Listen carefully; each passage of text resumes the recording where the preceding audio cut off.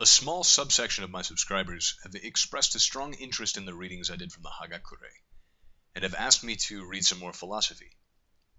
Today I'm going to read selections from an essay by one of my favorite Roman Stoics, Lucius Seneca, called On the Shortness of Life. If you are familiar with Seneca's work, you will know that he's absurdly verbose, so I have sheared down his essay to something I hope will be more palatable. I have found his writings incredibly useful in my own life, regardless of the extent to which I agree or disagree with his beliefs, and I hope you will too. On the Shortness of Life by Lucius Seneca. The majority of mortals, Paulinus, complain bitterly of the spitefulness of nature, because we are born for a brief span of life, because even this space that has been granted to us rushes by so speedily and so swiftly that all save a very few find life at the end, just when they are getting ready to live. Nor is it merely the common herd and the unthinking crowd that bemoan what is, as men deem it, a universal ill. The same feeling has called forth complaint also from men who are famous. It is not that we have a short space of time, but that we waste so much of it. Life is long enough, and it has been given in sufficiently generous measure to allow the accomplishment of the very greatest things, if the whole of it is well invested. But when it is squandered in luxury and carelessness, when it is devoted to no good end, forced at last by the ultimate necessity, we perceive that it has passed away before we were aware that it was passing. So it is that life we receive is not short, but we make it so. Why do we complain of nature? She has shown herself kindly. Life, if you know how to use it, is long. But one man is possessed of greed that is insatiable, another by a toilsome devotion to tasks that are useless. One man is besotted by wine. One man is exhausted by an ambition that is always hanging upon the decision of others. The part of life we really live is small. For all the rest of existence is not life, merely time. To how many does the throng of clients that crowd about them leave no freedom?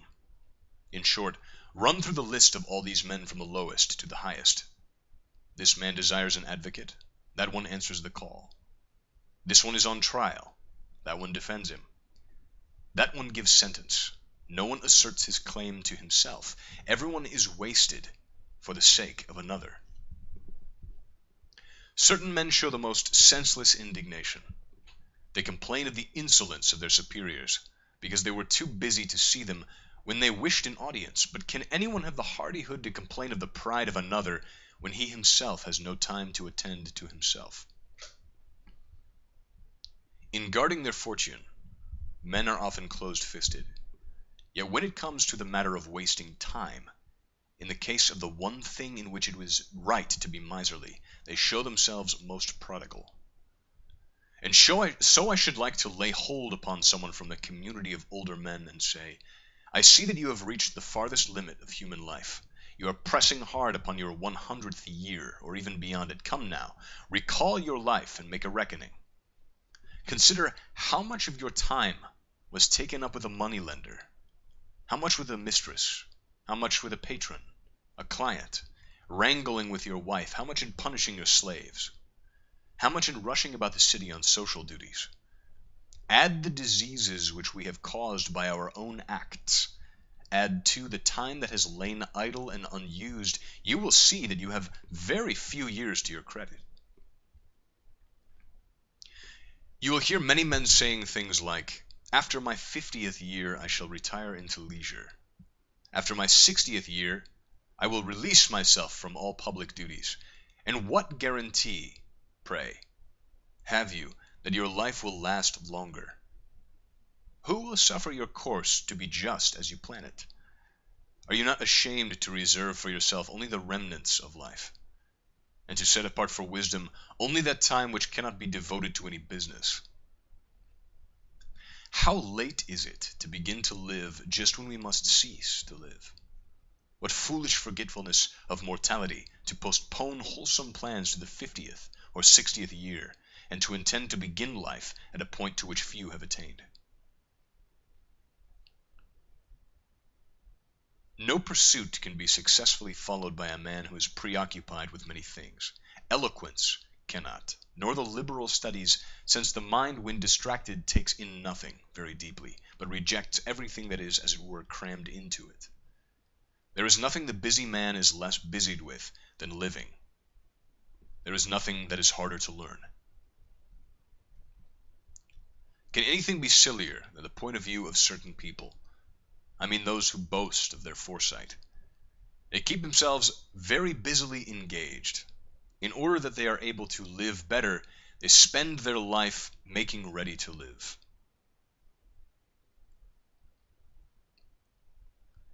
Perhaps you ask whom I would call the preoccupied. There is no reason for you to suppose that I mean only those whom the dogs have at length been let in to drive out from the law court, those whom you see either gloriously crushed in their own crowd of followers or scornfully in someone else's. Those whom social duties call forth from their homes to bump them against someone else's doors, or whom the praetor's hammer keeps busy in seeking gain that is disreputable and that will one day fester. Even the leisure of some men is engrossed in their villa or on their couch in the midst of solitude. Although they have withdrawn from all others, they are themselves the source of their own worry. We should say that these are living not in leisure, but in idle preoccupation.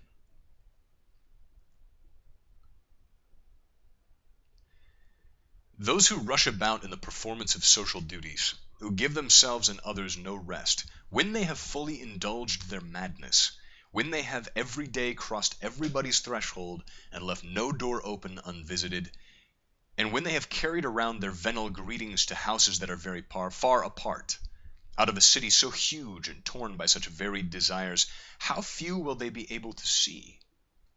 How many will there be who either from sleep or self-indulgence or rudeness will keep them out? How many whom, when they have tortured them with long waiting, will rush by pretending to be in a hurry? How many will avoid passing through a hall that is crowded with clients, and will make their escape through some concealed door, as if it were not more discourteous to deceive than to exclude? How many still half sleep, and sluggish from last night's debauch, scarcely lifting their lips in the midst of a most insolent yawn, manage to bestow on yonder poor wretches, who break their own slumber in order to wait on that of another, the right name only after it has been whispered to them 1,000 times.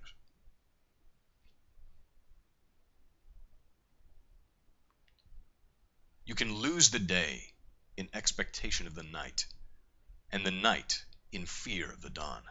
All the greatest blessings are a source of anxiety, and at no time should fortune be less trusted than when it is best. Therefore, and not merely short, must the life of those who work hard to gain what they must work harder to keep.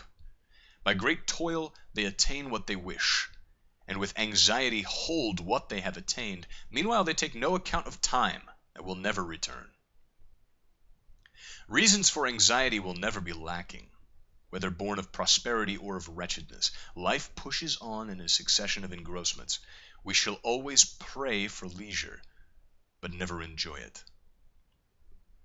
And so, my dearest Paulinus, tear yourself away from the crowd, and, too much storm-tossed, for the time you have lived, at length withdraw into peaceful harbor. Think of how many waves you have encountered, how many storms on the one hand you have sustained in private life, how many on the other hand you have brought upon yourself in public life. Long has your virtue been displayed in laborious and unceasing proofs. Try how it will behave in leisure. You win love in an office in which it is difficult to avoid hatred, but nevertheless, believe me, it is better to have the knowledge of the ledger of one's own life than of the corn market. The condition of all who are preoccupied is wretched, but the most wretched is the condition of those who labor at preoccupations that aren't even their own, who regulate their sleep by that of another, their walk by the pace of another, who are under orders in the case of the freest things in the world, loving and hating. If these wish to know how short their life is, let them reflect on how small a part of it is their own.